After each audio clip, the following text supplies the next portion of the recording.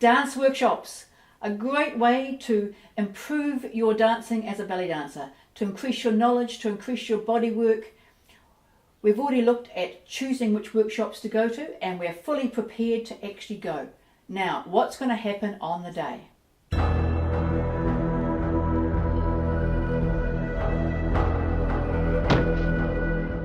Hi, I'm Kashmir.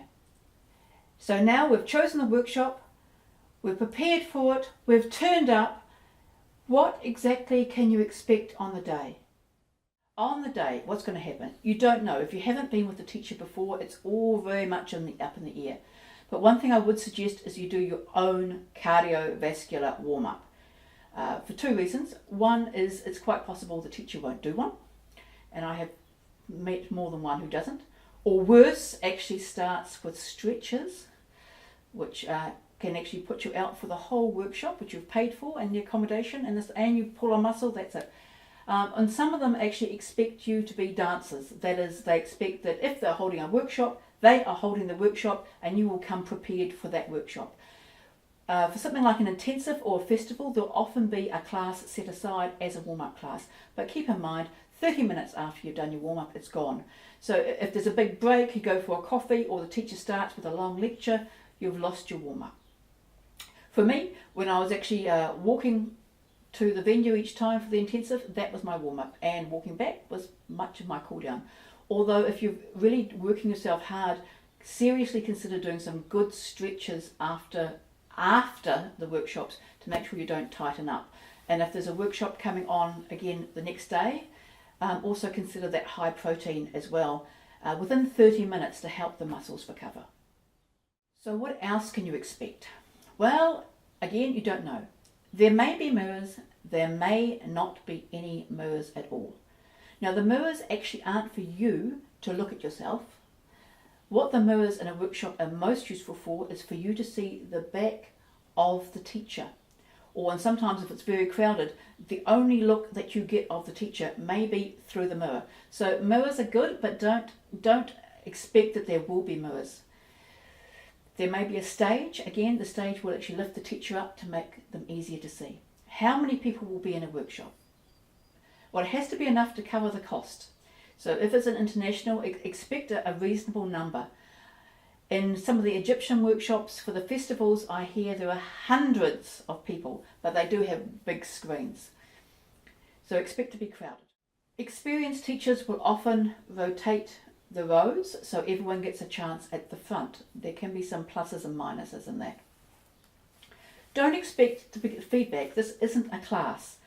With 100 students, you may not hear a single word from the tutor for the whole weekend. That's normal.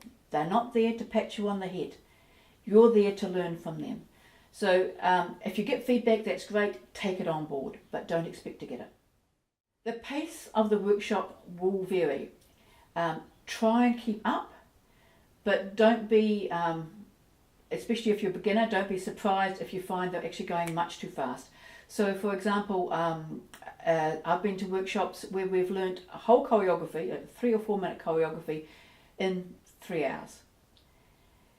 Other workshops you may do much less. So it just depends on the group. If you're with an experienced group, expect it to move a bit faster. However, with a really good teacher, if they notice that most of the group have a problem with something, they will rework their workshop to go over that.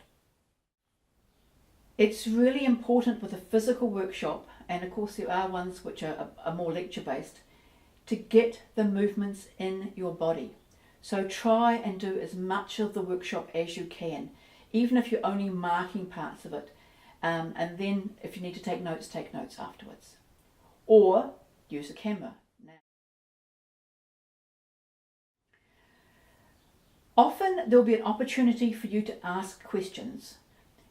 Don't keep asking the same question. If it is something that you're expected to get and you've already meant to have it before you arrive and you don't know how to do a 3/4 shimmy and it's a Hagala class, maybe ask once, but then don't keep saying, oh, I can't get it. I can't get, what do I do again? Once. Oh, we're almost there. Don't expect to get everything in a workshop. If you get one thing out of a workshop, it was worthwhile. but make the most of it. So in your breaks, again, don't sit around and browse the internet. Maybe in the break what you should be going over is that combination that you weren't quite sure about. Or maybe you should take a chance to actually ask, and this is my time where you might want to ask another student, okay, after we did the what was the next bit? Or what did he mean by such and such? So that is a time for actually on-focused talking. With the intensives, we were really lucky. We would actually have a group of us who used to go every year, so we knew each other. And at lunchtime, we would go over what we learned in the morning, and straight after class, we would go over what we learned in the afternoon. And you do need to do that. You need to actually put it in here. So when you get home, don't flop out on the couch. That's the time to go through your notes, look at your video, and actually, again, try and remember, before you forget completely, what the absolutely obvious move was that you loved. Okay, so now you have an idea of what you can expect. I sort of hinted earlier on that there are also things you should consider doing and not doing. Workshop etiquette. And I'll be putting out a video on workshop etiquette very soon. Until then, enjoy your workshops.